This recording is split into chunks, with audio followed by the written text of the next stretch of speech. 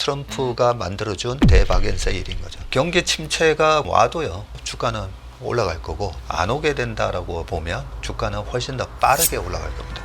지금은 주식을 팔았다가 뭘 어떻게 할까가 아니라 저는 뭘 사야 되는가. 자, 뭘 사야 이번 장에 4, 5, 6월 달에 시장이 쫙 올라올 때 가장 수익이 좋게 날까, 그런 고민을 좀 하고 있습니다. 내가 지금 들어가서 내일 모레 먹고 나올 수 있는가, 이거 고민하시는 분들한테는 이거 무조건 먹습니다 라는 얘기는 못해요. 근데 아무리 기다려도 한 달이에요.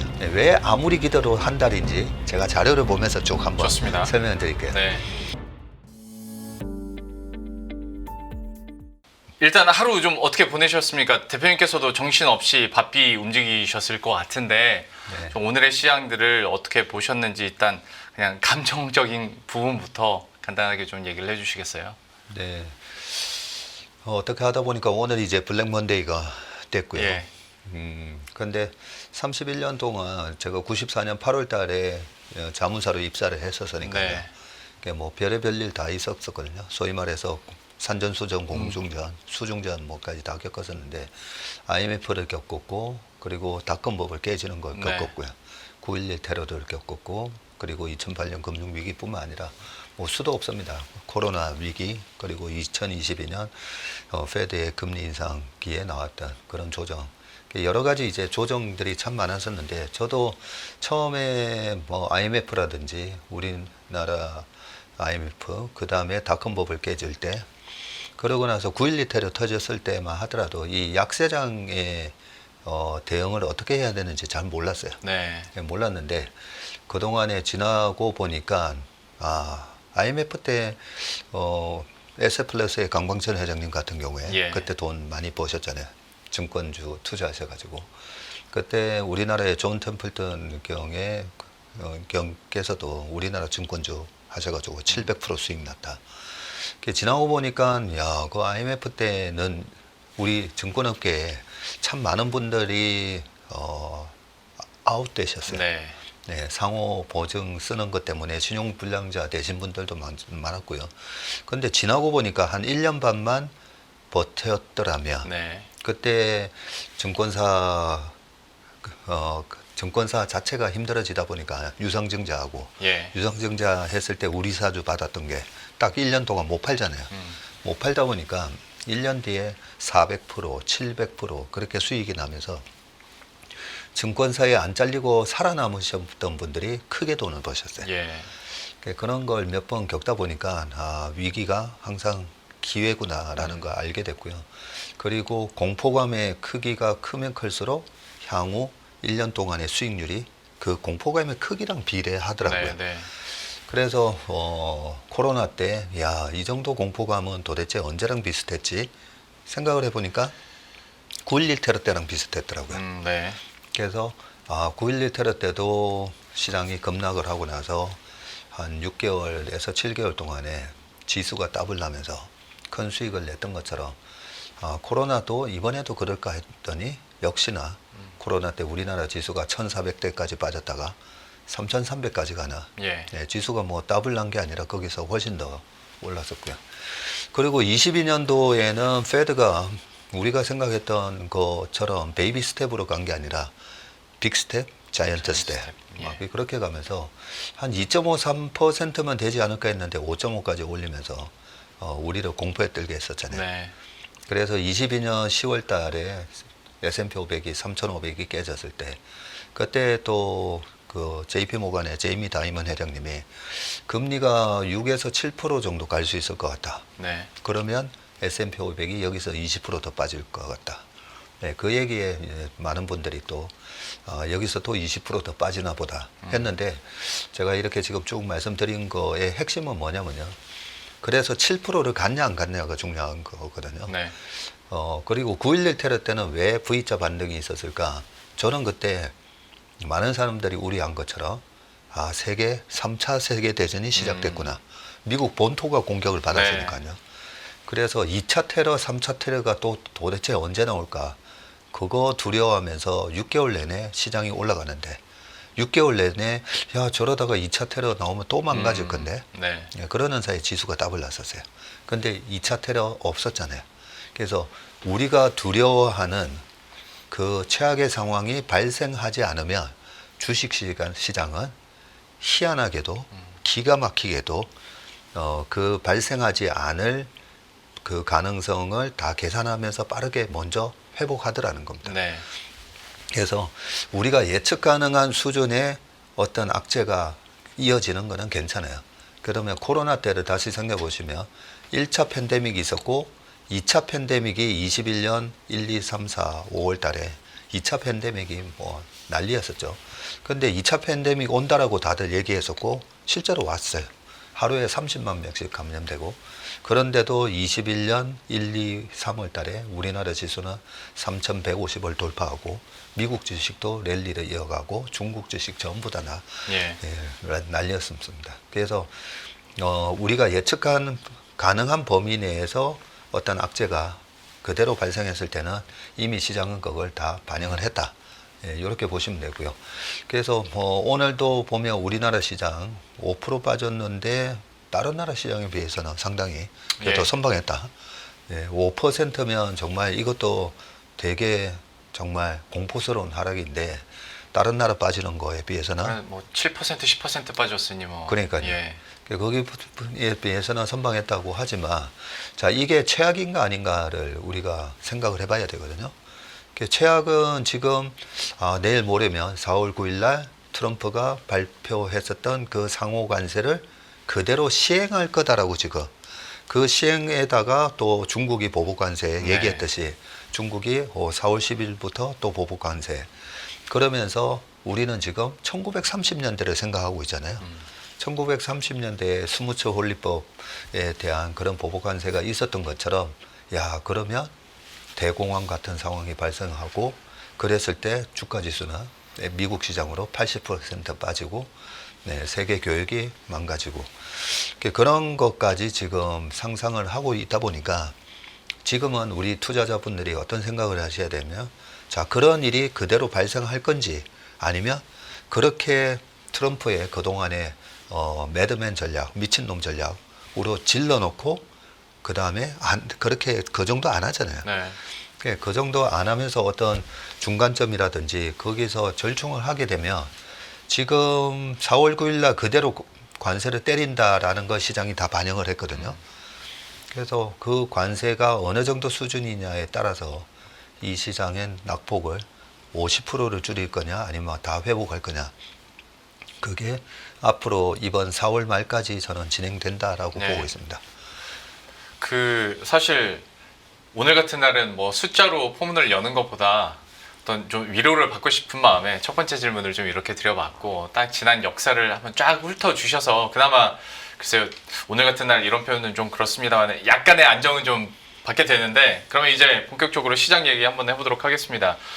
앞에 얘기해 주시면서 어느 정도 힌트는 나온 것 같긴 한데 오늘 그리고 최근 들어서 이런 급락이 단순한 관세 이슈에 따른 단순 그냥 조정인 건지 아니면 침체로 가는 어떤 서막골의 그런 약세장의 진입인 건지에 대해서는 좀 어떻게 판단해야겠습니까? 네, 코로나 때도 자 이러면 엄청난 경기 침체가 온다. 예. 네, 모든 이런 이벤트성 악재가 발생을 했을 때 우리가 왜 두려워하냐면 경기 침체가 올 거다라는 것 때문에 그래서 두려워하는 거거든요. 그런데 뭐 1990년에 보면 그때도 지금과 같은 이제 스태그플레이션 얘기가 좀 많이 나올 때였는데 그때 이라크가 쿠웨이트를 침공했었거든요. 그러고 나서 1년 뒤에 보면 경기 침체가 옵니다. 예, 미국 역사상의 그 리세션으로 1991년이 표기가 돼 있는데 나중에 보여드리겠지만 91년대 주가 많이 올랐어요. 네, 많이 올랐습니다. 경기 침체가 왔지만 그래서 우리가 너무 경기 침체가 올 거다라고 해서 주가가 먼저 반영을 하는 겁니다. 반영을. 네. 그래서 말씀하셨던 것대로 경기 침체가 올 수도 있습니다. 올 수가 있는데 지금 메타 같은 주식이 고점 대비해서 지금 한 37% 빠졌고 뭐 최근에 막 미국 주식 중에서 막 잘 나가던 주식들 있잖아요. 네. 앱로빈 같은 경우에도 고점 대비 60% 이상 빠졌고 필라델피아 반도체 지수가 40% 빠졌잖아요. 네. 22년도에도 거의 뭐 한 45% 빠졌는데 벌써 40% 빠졌어요. 왜냐하면 경기 침체를 그렇죠. 반영을 하면서 그래서 경기 침체가 91년처럼 와도 주가는 올라갈 거고 안 오게 된다라고 보면 주가는 훨씬 더 빠르게 올라갈 겁니다. 빠르게 올라갈 거기 때문에 그래서 지금은 이제 침체의 가능성을 지금은 그냥 리세션 정도가 아니라 그 대공황을 그레이트 디프레션이라고 하잖아요. 예. 그 정도로 지금 주가는 반영을 하고 있거든요. 그렇기 때문에 다시 말씀드리지만 지금은 여기서 뭐 주식을 팔았다가 뭘 어떻게 할까가 아니라 저는 뭘 사야 되는가. 오늘 하루 종일 이제 뭘 사야 되지? 왜냐하면 그걸 우리가 전문 용어로 바텀 피싱이라는 용어를 쓰잖아요. 이제는 주식을 또 밑에서 이제 낚아채는 낚시를 해야 되는데 자, 뭘 사야 이번 장에 4, 5, 6월 달에 시장이 쫙 올라올 때 가장 수익이 좋게 날까? 그런 고민을 좀 하고 있습니다. 관세 이슈가 실제로 뭐 금융위기나 코로나 때처럼 큰 파장을 일으킬 그런 이슈인 건지 아니면 시장이 좀 과대 반응해서 이렇게 낙폭이 계속 커지는 건지 그러니까 공포가 공포를 낳아서 여기까지 온 건지 어떻게 판단하세요? 이번 이슈에 대해서는? 아니요. 그거는 주식시장이 과잉 반응이라고 할 수도 있긴 하지만 그 트럼프가 아니야 나는 이거 그대로 강행할 거야. 그 강행하면 1930년대처럼 되는 게 맞습니다. 네. 그 자본주의가 이만큼 발달했던 이유가 우리가 열심히 초등학교 때 배웠던 국부론에서 나오는 것처럼 예. 서로 분업을 했을 때 다 같이 각 국가의 부가 증대하는 건데 그걸 안 하겠다는 거잖아요. 그러면 주가가 박살나는 게 맞습니다. 네네. 그래서 관세 이슈는 얼마든지 이 정도 주가를 박살낼 만한 이슈는 맞다. 그것부터 그거는 팩트라고 생각하고요. 예. 단지 트럼프가 얘기했던 어떻게 우리나라가 왜 50이지? 뭐 이런 거 있잖아요. 네. 그 숫자 계산 방법은 이제 다 아시잖아요. 네, 그래서 말이 안 되는 이슈잖아요. 네. 그 관세였고 그리고 조금 더 우리가 이런 노이즈가 발생했을 때마다 좀 인문학적인 관점에서 그동안의 역사랑 이런 걸 보면서 이 관세가 그대로 시행될지 그런 가능성에 대해서 우리가 생각해야 되잖아요. 확률적으로. 네. 예. 확률적으로 생각해야 되는데 아니 미국의 동맹인데 아니 동맹국들한테 왜 이러는 거지 이거잖아요. 그리고 러시아나 이런 데는 또 뭐 북한 이런 데는 아예 관세 얘기도 안 했어요. 네네. 이번에. 그래서 우리 동맹들한테 왜 이러는 거지 이런 건데 어쨌든 트럼프의 목적이 뭔가부터 한번 이 관세 목적이 뭔가부터 생각해 봐야 되는데 저는 그럴 것 같아요. 트럼프가 4년 뒤에 퇴임을 하면서 자 내가 4년 동안 재임을 하면서 그전 바이든 대통령을 너무 이래 항상 보면 이렇게 많이 까잖아요. 그쵸. 보면. 아마 저는 퇴임할 때도 또 바이든 정부랑 비교할 거라고 생각합니다. 바이든 정부에서는 일자리 창출을 위해서 다른 나라 기업들한테 보조금을 퍼주면서 일자리를 창출했는데 나는 봐봐. 관세 때린다고 했다가 막 각 나라에서 기업에서 놀래가지고 그러면 우리가 미국에다가 저거 공장도 짓고 할게요. 봐봐. 나는 보조금 안 주고도 일자리 창출도 다 했잖아. 저는 그렇게 자랑할 것 같아요. 네. 그리고 두 번째는 바이든 정부에서 물가 다 올려놨었는데 내가 있는 동안에 봐봐 물가 다 낮췄지. 금리 다 낮췄지. 그리고 마지막으로는 봐봐 나스닥 2만 넘었고 S&P 500 8천 갔고 저는 그렇게 자랑할 거라고 생각해요. 그리고 또 이게 이번 관세 이슈로 이제 발생하는 여러 가지 부정적인 영향도 있고 긍정적인 영향도 있는데 저는 이번에 반등이 들어갈 때 전고점을 저는 빠르게 뚫는다고 보거든요. 예. 미국 시장, 한국 시장 저는 다 전고점을 빠르게 뚫는다고 보는데 왜 그러냐면 관세로 인해서 중국에서 먼저 우리한테 손을 내밀어요. 예. 네, 한중일 FTA 하자고. 네. 이때까지 중국이 안 했어요. 중국이 불리할 것 같으니까. 예. 안 했다가 지금은 중국이 먼저 한국, 중국, 일본 해가지고 우리 프리 트레이드 하자고. FTA 맺자고. 그게 좋아졌죠. 우리나라 기업들한테 좋아졌습니다. 그리고 우리나라는 어차피 미국하고 0.7% 수준에 거의 관세 없는 거나 마찬가지예요. 네. 없는 거나 이제 마찬가지 상황이고, 그리고 트럼프가 지금 힌트를 하나 줬잖아요. 주말에 그 제롬 파월 보고 정치 그만하고 금리 낮추라고. 그래서 그 2018년 2월 달에 트럼프가 제롬 파월을 임명하면서도 그때 페드가 계속 금리 올릴 때였거든요. 네. 그 금리 올리지 말라고 제롬 파월을 임명을 했었는데 계속 금리 4번이나 올렸었죠. 네. 그때도. 근데 이번에도 아무튼 트럼프는 금리를 낮추라고 합니다. 그리고 트럼프가 또 하나 저는 자랑을 할 게 그 금리 낮추면서 미국에 지금 이 디톡싱 한다고 그러잖아요. 네. 그 쓸데없이 돈 나가던 거 뭐 소셜 시큐리티 넘버 보니까 260살이 몇 명이고 160살이 몇 명이고 이렇게 헛돈 나가는 거 그것도 이제 다 잘라버리면서 재정 건전성을 높인 거와 함께 이번에 국무회의에서 앨런 머스크가 그 트럼프가 우리 여기 앨런 머스크 와 있으니까 한번 얘기 좀 해봐라고 했을 때 제일 먼저 얘기했던 게 이대로 가면 미국이 파산합니다. 이런 얘기를 해요. 네. 그거 하면 안 될 얘기를 하면서 그러면서 작년에 1조 달러 이상의 이자가 나갔습니다. 그래서 트럼프처럼 굉장히 영리한 사람 입장에서는 헛돈 쓰는 거 되게 싫어하잖아요.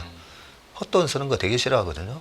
그런데 그 바이든 정부 때 올라왔던 이 물가 때문에 미국채를 5%, 4.5% 이렇게 계속 그 높은 고금리로 발행을 해야 되고 그러니까 그러면 미국 국채도 우리가 채권 공부하실 때 배웠던 것처럼 매 1년에 뭐 2번씩 이자를 지불하는 이표채도 있고 발행할 때부터 5%면 그 10년치에 대한 5% 할인채로 발행을 하든지 발행할 때 이미 결정이 되는 거예요. 예.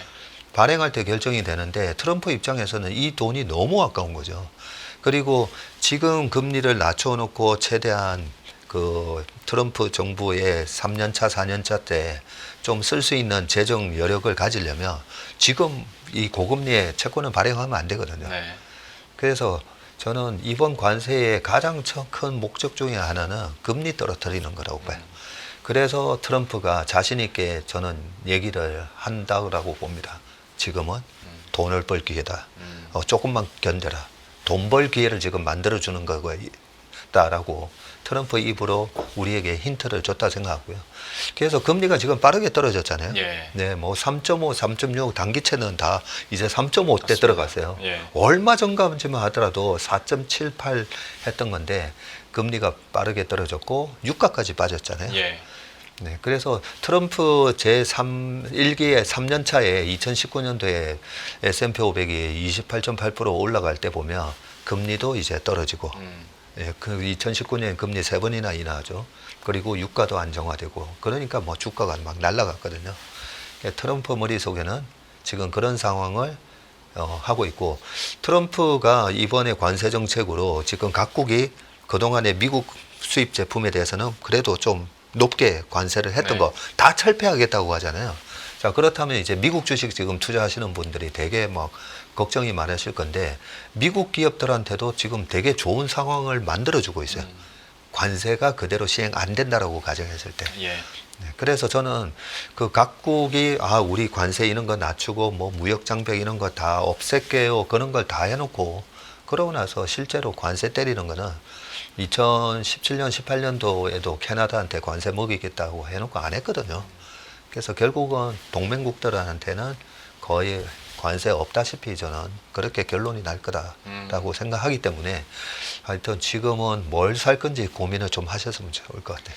사실 참 아이러니합니다. 관세 카드가 나오면서 결국 수입 물가를 자극할 수밖에 없고 물가가 계속 상승할 수밖에 없을 것이다 라는 로직이었는데 오히려 대표님께서 해석해 주신 바에 따르면 이 관세 카드가 결국에는 이제 금리를 낮추는 쪽으로 사용되는 카드가 될 수도 있겠다. 그렇게 된다면 시장에서 봤을 때도 그리고 미국 기업들의 지금 환경을 봤을 때도 뭐 급하게 다시 반등을 할 수 있는 가능성의 여지도 충분히 있다라는 쪽으로 얘기를 해주셨는데 그러면 오늘장에서 그리고 최근장에서 이렇게 급락할 때도 꾸준히 사모으고 있는 이 개인들의 순매수세 이거는 좀 긍정적으로 평가를 하시겠네요.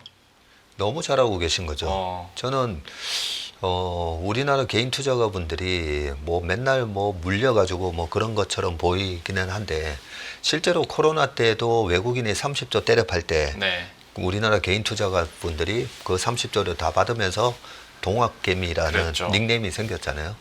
그럴 때도 사실은 제가 그때 굉장히 안 좋은 분위기에 3월 26일 날에 나와서 했던 얘기가 잘하고 계시는 거라고. 올해는 주식으로 돈 버셔가지고 내년에 집 사시라는 얘기를 할 수 있었던 게 우리가 잘 생각해 보시면 우리가 투자를 해야 될지 안 해야 될지에 대한 기준은 뭐냐면 예. 밸류에이션이라는 거죠. 네, 밸류에이션이기 때문에 그 한국 주식이든 미국 주식은 다 똑같아요. 쌀 때 사면 먹는 거고 비쌀 때 사면 곤욕을 치르는 겁니다. 예. 근데 밸류에이션을 안 하고 계속 뭐 좋을 겁니다 해가지고 높은 가격에 사면 한국 주식이든 미국 주식이든 다 터지는 거예요. 예. 네. 그러면 이번에도 좀 분위기는 비슷했었죠. 21년도 상황하고도 비슷했고. 그래서 지금은 오늘도 보면 우리 개인 투자가분들이 와 많이 사셨잖아요. 네. 그래서 저는 참 이제 스마트해지셨다. 이 가격대 사면 뭐 거의 뭐 무조건 먹는 거죠. 네. 그리고 2,400이면 2,400이 깨졌는데요. 지금 우리나라 PBR 1배가 한 2,000, 뭐 연말 기준으로 2,900이라고 생각하시면 돼요. 2,900이라고 생각하시면 되고 0.9배가 2,600인데 네. 뭐 지금 2,350이면 0.8182 뭐 이 정도잖아요. 네. 여기서 사가지고 터진 적이 한 번도 없습니다. 그러면 어떤 거를 이제 그 걱정하시는 분들은 내가 지금 들어가서 내일 모레 먹고 나올 수 있는가 이거 고민하시는 분들한테는 아 이거 무조건 먹습니다라는 얘기는 못해요. 네. 그런데 아무리 기다려도 한 달이에요. 네. 네, 왜 아무리 기다려도 한 달인지 제가 자료를 보면서 쭉 한번 좋습니다. 설명해 드릴게요. 네. 자, 오늘까지의 일봉 차트를 제가 지금 가져왔는데 이거는 우리나라 일봉이 아니라 자, 미국 시장이 지금 무너지는 게 문제니까 나스닥 금요일까지의 일봉 차트거든요. 예. 자, 그러면 여기서 보면 1파 하락이 있었고 2월 말부터 그죠? 그리고 3월 달에 반등 들어가는 듯 하더니 뭐야 관세 진짜 그대로 시행하는 거야 하면서 거의 뭐 N자로 저렇게 확 빠졌잖아요. 예. 자, 이렇게 2달 동안 빠졌는데 지금하고 굉장히 비슷했던 경우가 요게 바로 2018년 10월, 11월, 12월이거든요. 2018년도에도 보면 요 지금 보시는 것처럼 나스닥은 계속 좋고 우리 시장은 안 좋았었어요. 그때도. 우리 시장은 별로 지지부진한데 왜 미국만 저렇게 올라가는 거야 하다가 10월, 11월, 12월에 이렇게 빠지는데 그때도 두 가지가 맞물려 있었는데 그때 지금 밑에 차트가 미국 FRB 페드의 금리 차트거든요. 예. 예, 그때도 9월 말에도 올렸고 12월 달에도 또 올리면서 마지막 9번째 금리 인상을 하게 되는데 저때도 금리가 부담스러운 상황에서 트럼프의 미중 무역 분쟁 갈등이 심화될 때였었죠. 7월 달에 관세 폭탄을 한번 때렸고 그 다음에도 이 정도면 이제 끝났나 했더니 계속 관세 얘기가 시장에 노이즈를 주면서 저때 나스닥, S&P 500, S&P 500 한 20% 그때 확 빠졌었고 예.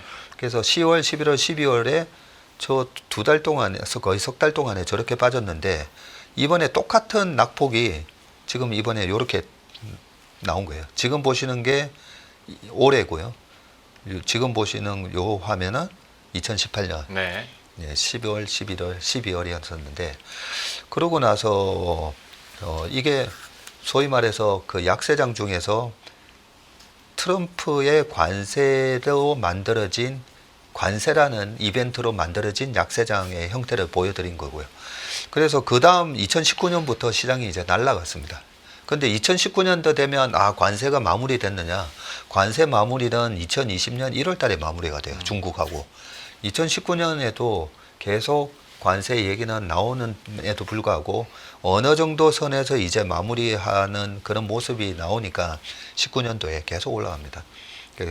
그걸 말씀드리고 그 다음에 이벤트 드리븐 약세장은 어떤 식으로 주가가 회복되는지 우리가 그래 사기는 살 건데 L자형으로 한참 있다가 6개월 1년 뒤에 주가 올라간다. 나는 그런 거는 싫어. 이런 분들 많으실 거잖아요. 그럼요. 네. 그런데 제가 아까 아무리 길어봐야 한 달, 두 달이라 말씀을 드렸던 이유가 자, 지금 보시는 게 코로나 때예요. 코로나 때 2월 달에 지금 코로나 바로 앞전이 2019년도에도 왔다 갔다 하다가 쭉 올라가거든요. 그래서 S&P 500이 2019년도에 28.8% 올랐는데 2020년도 2월 달 말부터 저렇게 이제 빠지는데 저 때도 약간은 N자 스타일로 이렇게 확 빠졌었습니다. 근데 지금보다는 그때 35% 가까이 급락을 했었는데 저것도 보시면 코로나라는 이벤트거든요. 예. V자로 올라왔어요. 저때 코로나 때 보시면 4, 5, 6 저때 당시에는 아마 모두들 생생하게 기억하실 건데 제가 이번에 좀 걱정하는 거는 이번에 V자로 올라갈 때 고버스 같은 거 사실까 봐 그게 걱정이에요. 아, 네네. 그래서 웬만하면 올해 한 7월에서 7월까지는 고버스 같은 거 좀 안 사셨으면 좋겠는데 왜냐하면 저때 코로나 때 올라가니까 1800 언저리에서 다시 한 번 더 빠진다 얘기 때문에 저기서 올라갈 때 밑에서 잘 사놓고 올라갈 때 한 10% 15% 먹고 팔고 그 다음에 곧버스로 옮겨 타신 네네. 분들이 되게 많았거든요. 예, 그러면서 시장 날아가면서 곧버스에서 그냥 마이너스 한 70% 이렇게 손실을 났기 때문에 이번에 또 그렇지만 안 된다는 거 말씀드리고 자, 사람에 의한 그 악재 이벤트가 발생했을 때 주가가 어떻게 반응을 하고 회복하는지 계속 보여드릴게요. 예. 좀 전에 이제 코로나는 바이러스 문제였군요. 사람에 의한 게 1998년도에는 이 98년도에 어떤 일이 있었냐면 98년 8월 달에 러시아가 디폴트를 선언합니다. 그러고 나서 9월 달에 주가가 반등하거든요. 반등하는데 10월 달에 다시 한번 빠져요. 이때도 거의 N자형으로 빠지는데 10월 달에는 왜 빠졌냐면 러시아 디폴트 부분은 이미 시장이 빼타꼼벌리라고 러시아 디폴트 났구나. 배째라 하는 그걸로 끝났어요. 네. 끝났는데 10월 달 되니까 롱텀 캐피탈 매니지먼트가 파산을 한 거예요. 네. 그때는 세계 최대 헤지펀드가 돼 있었는데 아니 LTCM이 파산을 해? 노벨 경제학상 받은 분들이 여기 그 회사를 차린 건데 그러면서 이 한 번 더 빠지면서 여기서 바닥을 치거든요. 그러고 나서도 빠르게 회복합니다. 그리고 2011년도 이거는 뭐냐면 2011년도에 뭐 부채 한도 협상 타결 어쩌고 저쩌고 하다가 결국은 7월 달에 타결을 합니다. 타결을 하고 와 이제 타결됐네 하다가 8월 달에 급락. 이번에 이 급락하는 패턴이 요때랑도 좀 비슷한 부분도 좀 있었는데 요때가 미국 신용등급 강등. 우리가 보면 이게 1930년대처럼 되냐 안 되냐 막 이런 얘기 속에 보면 초유의 사태 뭐 이런 얘기를 많이 하는데 이때도 미국의 신용등급이 강등되는 초유의 사태가 발생했다. 네, 그러면서 시장에 확 빠졌고요. 한 17% 정도 빠지는데 최근에 빠진 거랑 거의 비슷하게 빠졌어요. 예. 그런데 미국 신용등급 강등이 그 다음에도 계속 있었느냐? 없었어요. 없으면서 주가가 나중에 이렇게 다 회복한다는 거죠. 예. 이런 공포감을 주고 회복을 할 때는 항상 전고점을 돌파합니다. 그걸 말씀드리고 자 이거는 언제냐면 저한테는 약간 뼈아픈 기억이 되는 9.11 테러 때예요. 9.11 테러 때 제가 신한투신의 매니저로 대리 시절에 주니어 때였죠. 9.11 테러가 터지면서 갭 하락을 하고 한 며칠 더 빠지더라고요. 그때 아까도 말씀드렸듯이 와 2차 테러, 3차 테러가 나오면 어떡하나 그렇게 고민하는 사이에 그냥 테러 발생 시점까지 회복하는 데는 그냥 한 달이면 다 회복했어요. 네. 회복하고 그 다음부터 올라가면서 우리나라 시장은 460이 940까지 네. 쭉 올라가고 전고점 뚫어버립니다. 그때 우리나라 시장 여 언저리가 한 600에서 630 언저리였거든요. 그런데 940을 갔었으니까요. 그 다음에 요 부분을 좀 보시면 S&P 500의 월봉 추인데 좀 전에 말씀드렸던 요 코로나 때 그리고 좀 전에 말씀드렸던 2018년 10월, 11월, 12월 요때. 요때 보시면 이게 지금 월봉이기 때문에 빨간색 선이 20개월 이평선이거든요. 예. 그래서 20개월 이평선까지 깨는 게 잘 없습니다. 잘 없는데 20개월 이평선이 깨졌을 때는 항상 보면 매수 기회였다는 거죠. 근데 이 20개월 이평선이 60개월 갈 거냐 아니면 이때도 보면 더 빠진 데서 이게 60개월이 아니라 120개월까지 갈 거냐 그거는 지나고 보면 알겠지만 지금처럼 20개월 이평선이 깨졌을 때 그때 2018년도에도 10월, 11월, 12월이 S&P 500 기준으로 17%, 이번에도 17.5%. 오늘 시간에까지 따져보면 이제 좀 더 빠지는 것 같은데 거의 다 빠졌다. 이런 말씀 드리고. 그 다음에 또 하나는 여러 가지 기술적 지표를 보는 겁니다. 제일 위에가 월봉상의 RSI라는 지표를 보는데 이때도 2018년도에 RSI가 50을 살짝 깼고요. 코로나 때도 깼고 2022년도에도 이제 깨고 좀 더 빠지기도 했었지만 이번에도 50을 깨면서 기술적으로 이제 거의 다 빠졌구나 이런 생각을 했고요. 자, 우리가 단기적인 오늘 내일 전망하려면 힘듭니다. 힘들고 어떻게 대응해야 되는지 대응 전략을 찾기가 힘든데 이 장기 차트를 보면 되게 쉬워요. 지금 S&P 500의 연봉 차트거든요. 네. 연봉 차트 보시면 잘 보세요. 이렇게 쭉 우상향하는 가운데 5년 이평선이죠. 검정색 선이 5년 이평선인데 이 5년 이평선을 깼을 때가 여기 2016년 그리고 뭐 2011년 요때 신용등급 강등됐을 때 그리고 코로나 때는 10년 이평선까지 한번 갔다 왔죠. 예. 그리고 2020년에도 5년 이평선 살짝 깼거든요. 지금 5년 이평선 이제 다 왔어요, 거의.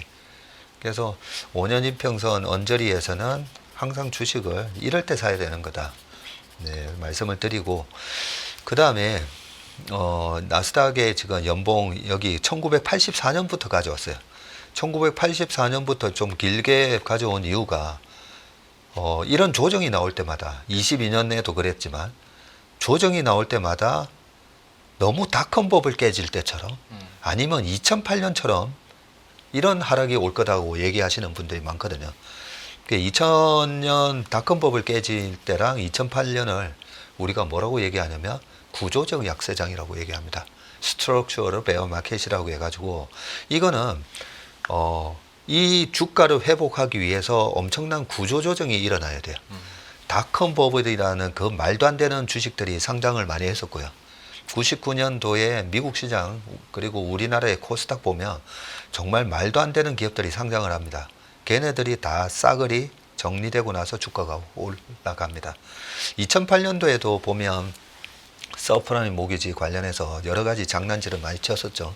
그 장난질을 쳤었던 IB들 많이 망했죠. 마지막에 망했던 게 리만 브라더스였고 처음에 베어스턴서부터 메릴린치 쭉 주죠. 걔네들이 망하고 나서 주가가 이제 회복되는 게 바로 구조적 약세장인데 자, 그러면 지금 아까 경기 침체가 올까봐 이걸로 걱정하시잖아요. 네네. 근데 그 정도로는 과거의 사례로 봤을 때 경기 침체 중간에 아까 1990년에 잠깐 있다가 올라간 그런 장에 실제로 경기 침체가 왔을 때 그렇게 주가 많이 안 빠져요. 안 빠지는데 엄청난 구조적 약세장이 올까봐 걱정해야 되는데 구조적 약세장의 이 특징 중에 하나가 이렇게 거품의 기업들이 많이 없어져야 되고 장난칠 쳤던 금융기관들이 망해야 되고 그러면 우리 김영롱 앵커께서도 구조적 약세장의 가능성을 한번 생각해 보시면 지금 뭐가 망해야 되죠? 그동안에 빅테크에서 돈질을 했던 그 마이크로소프트나 메타 이런 기업들이 망해야 되나 생각해 보면 아니잖아요. 네. 엄청난 투자를 했고 지금 챗GPT 최근에 지브리풍 한다고 해서 예. 뭐 가입자 수가 뭐 6억 명, 7억 명 늘어나고 있고 실제로 AI 소프트웨어를 이용해서 생산성이 많이 향상되고 있거든요. 그런데 닷컴 때는 그래서 온라인 닷컴 해가지고 그래 뭘 도대체 돈을 언제 버는 건데 그러면서 아마존 같은 경우에도 그러고 나서 한 10년 뒤에 돈 벌어요. 예. 그러니까 돈을 못 벌다 보니까 그 돈 못 버는 많은 기업들이 망했던 거고요. 그래서 지금은 뭐가 조정돼야 되죠? 그냥 관세가 무서운 거잖아요. 그냥 관세만 무서운 거예요. 2020년도에 코로나가 무서웠던 것처럼. 근데 그때 2020년 코로나 때 한 번 더 크게 빠진다라고 얘기했던 분들의 논리는 뭐냐면, 자, 그때 잠시 유가가 마이너스, 선물이 마이너스도 가고 하면서 미국의 에너지 기업들이 다 파산한다 그랬어요. 파산 안 했잖아요. 그죠? 그래서 우리가 지금 생각하는 그런 두려움이 실제로 보면 하나하나 지금 그걸 따지는 거예요. 그 마이너스 영하 20도, 30도의 혹독한 겨울은 올 수가 있어요. 네. 근데 내가 얼마나 우리 기업들이 지금 얼마나 펀더멘탈하게 체력이 좋은가 예, 그런 걸 봤을 때 지금 이 정도로 뭐 혹독한 그런 구조조정이 오는 장은 아니다. 제가 그 앞에서 질문을 드렸을 때 지금의 개인들의 1조 6천억 원, 지난 금요일에도 1조 원 이상의 매수세가 과연 좋은 전략이냐에 대해서 제가 약간 노심초사하면서 여쭤봤던 이유가 지금의 여전히 걱정하시는 분들 중에서는 오케이, 회복되는 것도 알겠고 언젠가는 붙겠지. 그런데 마진콜이나 반대매매 같은 수급적인 이슈는 피하고 나서 사는 게 낫지 않겠냐 라는 걱정들도 분명히 시장에는 있고, 또 한 가지는 9.11처럼 어떤 특정한 날에 일어난 게 아니라 이 관세 이슈가 진짜 협상용이라면 이게 한 달 갈지 2달 갈지 모르는 상황이면 6개월 후에 시장이 회복된다 한들 내 계좌가 이미 녹아 있으면 이거는 어떻게 하나 라는 걱정도 분명히 상황적으로 하게 될 것 같거든요. 이런 개인 투자자들의 고충이나 고민에 대해서는 지금 상황에서 좀 어떻게 소나기를 피할 수 있을까요? 네. 제가 자주 여기 연합인포 와서도 처음 왔을 때도 말씀드린 게, 주식 투자에 있어서 제일 중요한 단어 하나를 꼽으라면 밸류에이션이고, 두 번째는 자금 관리입니다. 자금 네. 관리. 자금 관리가 안 돼 있는 분들한테는 이게 재앙일 거고요. 말씀하셨듯이 지금 뭐 신용 투자 하시는 분들, 그거는 자금 관리를 잘못하신 거잖아요. 그래서 그게 신용 투자자뿐만 아니라 레버리지를 많이 있게 되는 헤지 펀드들, 아까 롱텀 캐피털 매니지먼트 98년도에 망했던 사례 말씀드리면서 예.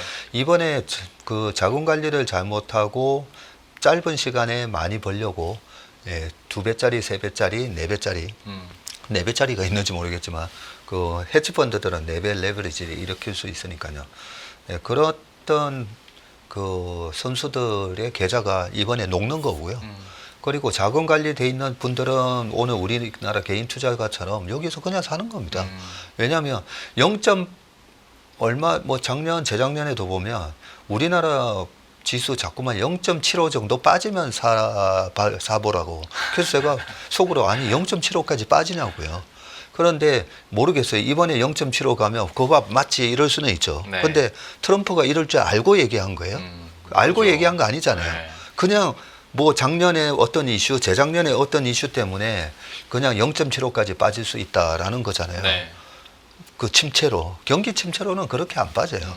여러 번 말씀드렸지만 경기 침체로는 그렇게 안 빠지고, 그래서 지금 PBR 0.81, 0.82, 83 여기서는 그냥 사는 거죠. 그래서 우리나라 개인 투자자분들 오늘 지난주 금요일 잘하셨다는 거예요. 그리고 언젠가는 올라가겠지. 언젠가는 제가 좀 전에 쭉 설명드린 이유가 그 언젠가는이 지금 장기 투자하는 마음으로 그냥 사시면 1, 2년 뒤면 올라갑니다. 제가 그 얘기가 아니잖아요. 예. 그냥 한 달, 석 달 안에 다 올라간다는 거죠. 네, 네. 2월 달에 2월 3일 날 갭 하락하고 나서 그러고 나서 2680까지 가는데 얼마 시간 안 걸렸어요. 예. 그렇죠? 이런 공포감에는 빠르게 회복한다는 거죠. 좀 들으니까 이제 좀 안심이 됩니다. 그럼 벌써 40분이 지났으니 뭘 사야 되는지에 대해서도 한번 고민을 해보겠습니다. 그러면 지금으로서의 전략은 좀 어떻게 펼쳐야 된다고 보십니까? 뭐 뭘 사야 되는지 오늘 제가 하루 종일 이제 찾을 때 보통 이렇게 이벤트에 의한 장이 급락하잖아요. 예. 그러면 되게 쉬운 방법이 있어요. 이 이벤트가 발생하기 전까지 강했던 주식을 사는 거예요. 그게 2008년 금융위기 때, 그때도 애플 거의 67% 빠졌고요. 아마존이 한 78% 정도 빠졌었는데, 그러고 빠지고 나서 그 다음 2009년도에 막 120%, 170% 올라가거든요. 제가 그럴 때 이제 배운 거죠. 이 이벤트가 발생하기 전에 막 신고가 내는 주식을 사는 게 맞더라는 거죠. 그래서 우리가 이렇게 정말 좋은 기회를 줬는데 엉뚱한 주식 사고 있으면 안 되잖아요. 예, 그때 그렇죠. 제가 왜냐하면 엉뚱한 주식 사서 배운 거예요. 2009년도에 저는 뭘 샀냐면 시티은행 이런 거 샀었어요. 네. 예, 금융위기 때문에 시티은행 박살났기 때문에 0.98 이럴 때 샀더니 한 40% 오르다가 또 다시 빠지고 오르다가 다시 빠지고, 그러니까 그 펀더멘털하게 뭐 성장성 이런 게 없는데 그냥 많이 빠졌다, 예, 이런 거는 사도 별 재미가 없더라고요. 그래서 답은 나와 있거든요. 이번에 2월 초까지 막 신고가 내던 종목들, 네. 네, 국내 시장이든 미국 시장이든, 예, 그런 주식을 사면 되고, 미국 시장 같은 경우에는 최근 2월 초까지도 보면 AI 뭐 소프트웨어다 해가지고 오른 주식들 많잖아요. 예. 근데 그런 주식들이 지금 막 40%씩 빠져 있거든요. 너무 감사한 트럼프가 만들어준, 예, 대박엔 세일인 거죠.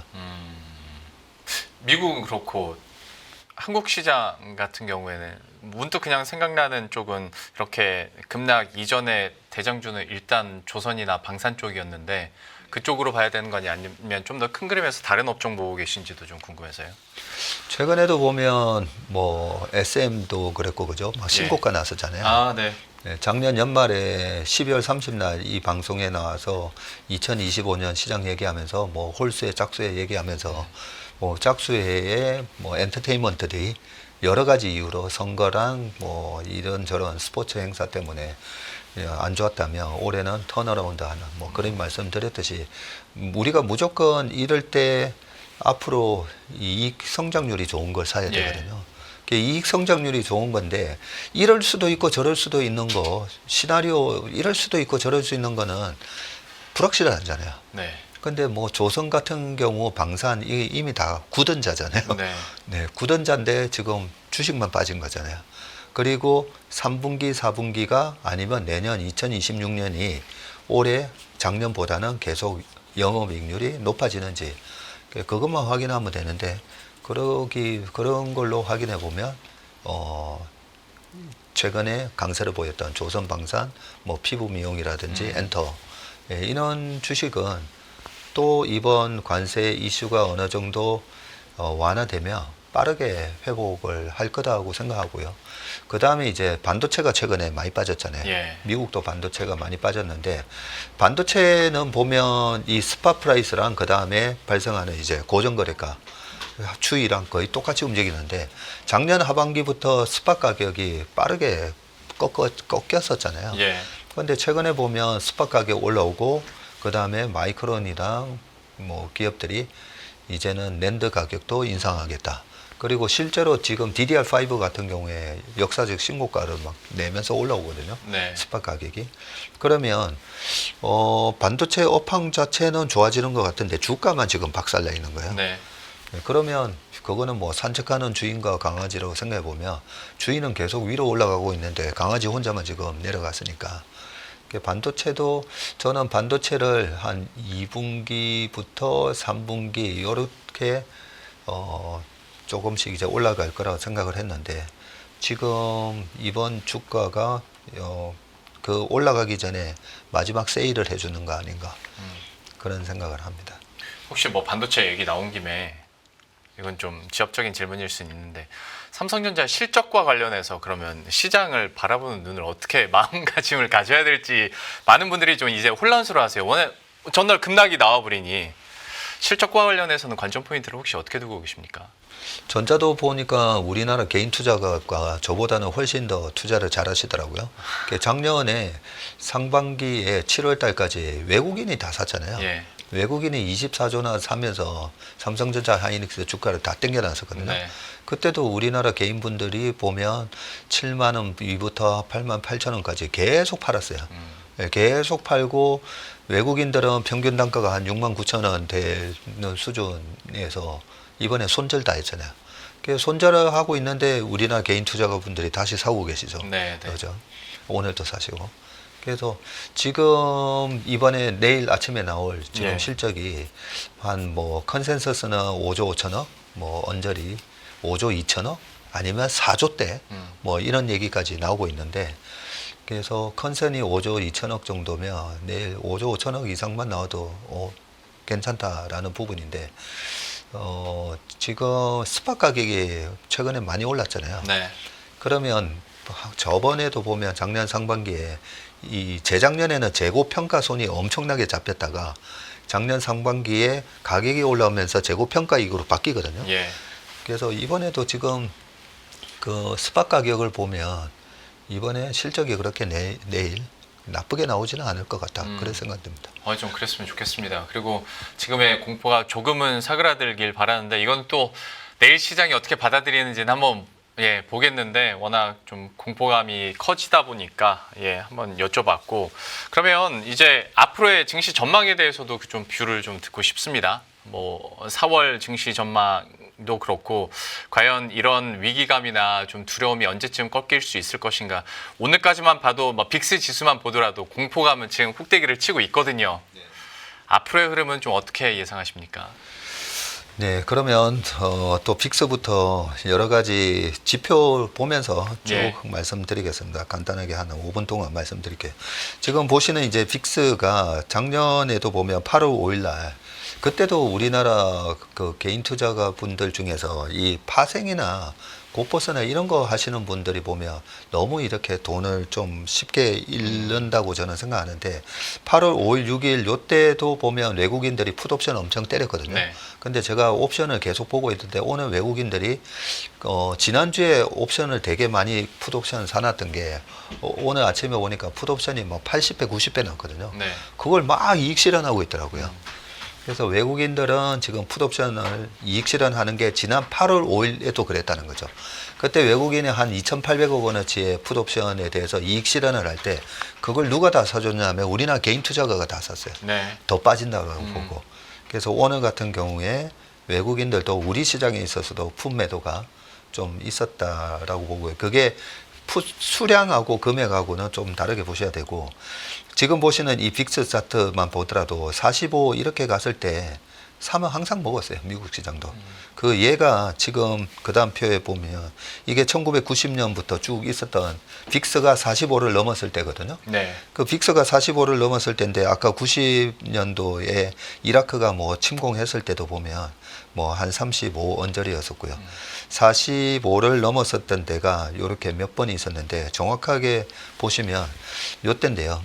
빅스가 45에 도달했을 때 그러고 나서 한 달 동안에 뭐 어떻게 됐는지 바로 하루 지났을 때 이틀 지났을 때 3일 지났을 때 한 일주일 지났을 때 2주 지났을 때 뭐 그렇고요.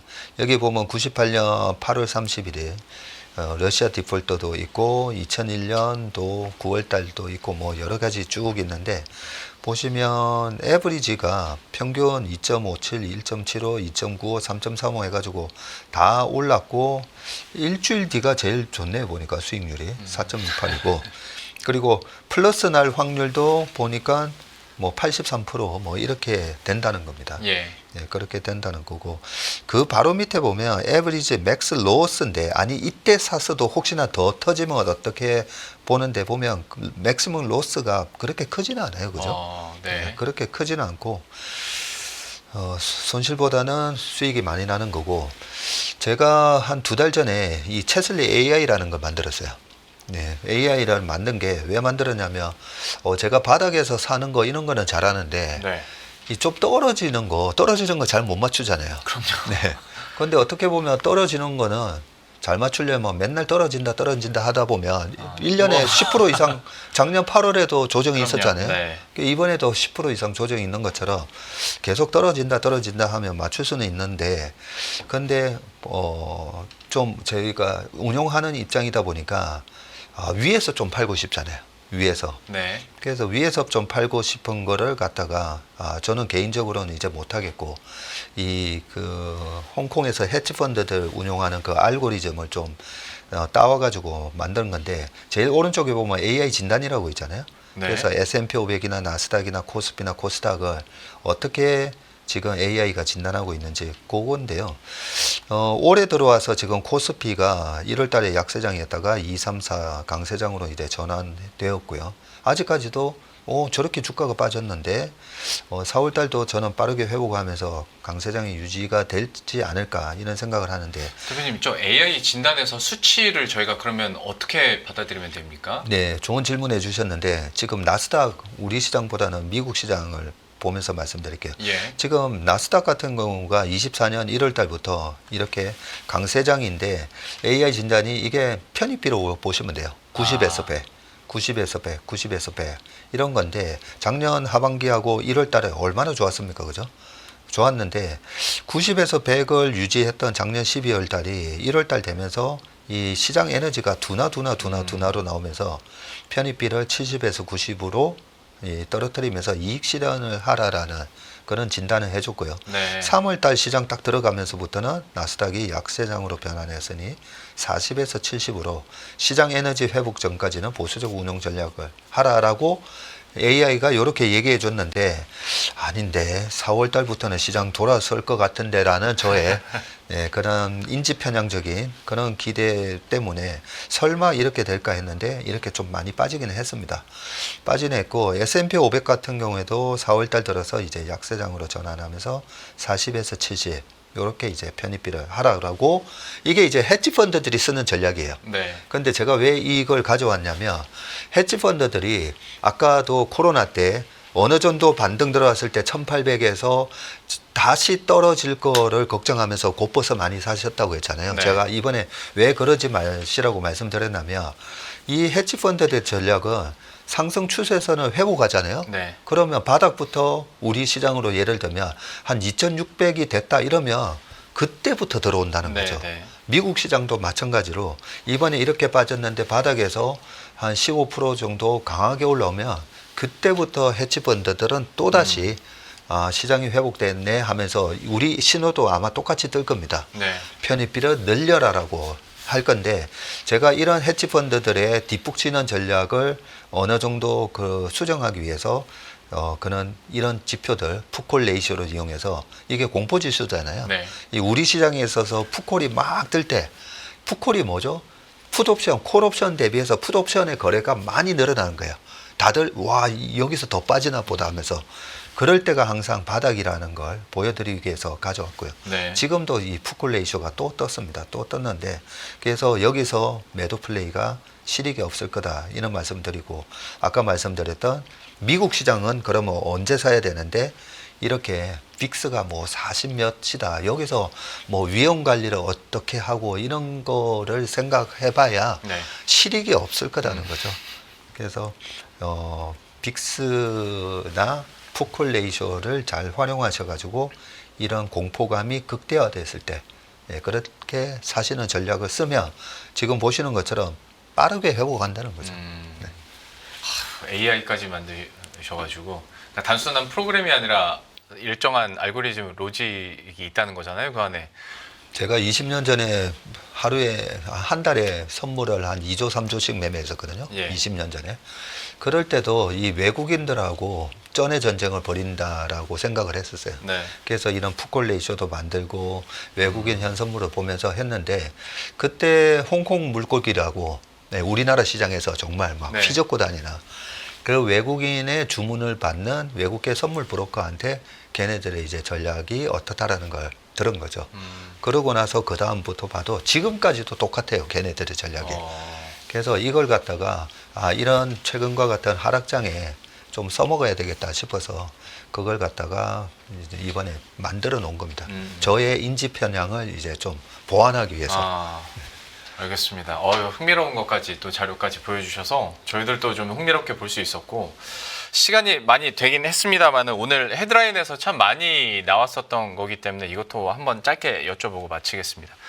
환율 시장 같은 경우에 이제 다시 1,467원, 64원 이때까지 올라왔습니다. 이게 또 증시나 어떤 수급에 부담을 주지 않을까라는 또 물론 앞에서 설명을 너무 잘해 주셨습니다만 일말에 또 우려가 있습니다. 환율의 움직임은 좀 어떻게 보고 계십니까? 네, 아무래도 제일 중요한 게 좀 환율이다 보니까 주식 투자를 하지 않으셔도 수출하시는 그렇죠. 분들도 예. 많으시기 때문에 환율에 대한 질문을 많이 받습니다. 자, 우리나라 지금 환율만 보면 되게 무섭잖아요. 네. 이 정고점 돌파하는 듯한 그런 차트입니다. 지금 위에 보이는 게 우리나라 코스피 차트이고요. 밑에는 환율과 상반되는 우리나라 코스피, 위에는 원달러 환율 차트고 네. 밑에가 코스피 차트입니다. 근데 여기서 환율이 위로 더 치고 올라가는 모습이 나오면 야, 우리나라 시장 여기서 한 번 더 레벨 다운 되겠네. 딱 지금 이런 느낌이 들잖아요. 네. 그죠? 예, 여기서 더 치고 간다면. 그런데 달러 인덱스를 보잖아요. 이게 달러 인덱스거든요. 달러 인덱스는 오히려 꺾였어요. 네. 근데 우리나라는 왜 이랬냐? 이게 3월 31일 기준인데 정치적인 상황이 그렇죠. 있었던 네. 거죠. 그래서 이제 정치적인 상황은 그거는 어느 정도 불확실성이 해소가 됐고, 그러면 달러 인덱스를 보면 이번에 지금 이 위기가 2008년이나 그런 구조적 약세장으로 가는 큰 시발점인가? 예, 그 부분인데, 그런 큰 구조적 약세장은 무조건 달러 인덱스가 위로 치고 올라가요. 네. 위로 치고 올라가지 이렇게 안 떨어집니다. 그래서 지금처럼 이렇게 떨어지고 어제 그저께 밤에도 달러 인덱스가 103이 막 깨지고 뭐 이러잖아요. 맞아요. 그런 거 보면 아, 미국의 성장이 일시적으로 둔화되는 거구나. 글로벌한 위기가 온다라고 이 거대한 전 세계에서 가장 유동성이 많은 풍부한 시장은 외환 시장이거든요. 그래서 외환 시장이 가장 효율적 시장이라고 볼 수가 있습니다. 그런데 달러 인덱스가 이렇게 빠지고 있어요. 그래서 달러 인덱스가 이렇게 빠졌을 때가 22년도. 22년도에 11월, 12월 여기 보세요. 이때도 달러 인덱스는 빠지는데 우리는 22년 11월, 12월에 내년에 시장 폭락한다. 예. 그 얘기로 한참 얘기 나눴을 때잖아요. 이 자리에서도 마찬가지지만. 그리고 과거 2020 요때 코로나 때죠. 코로나 때도 주가는 올라오는데 뭐 한 번 더 빠진다 했는데 달러 인덱스만 보더라도 달러 인덱스가 빠르게 빠지고 있었어요. 예. 그죠? 그래서 이게 2017년도고요. 이게 2018년도 2016년도. 그래서 달러 인덱스만 보면 실질적으로는 미국 경기의 둔화를 어느 정도 예상을 하면서 달러의 가치가 떨어지고는 있지만 이게 글로벌한 경기 침체 위기는 아니다라고 우리한테 메시지를 주고 있다. 아, 네. 알겠습니다.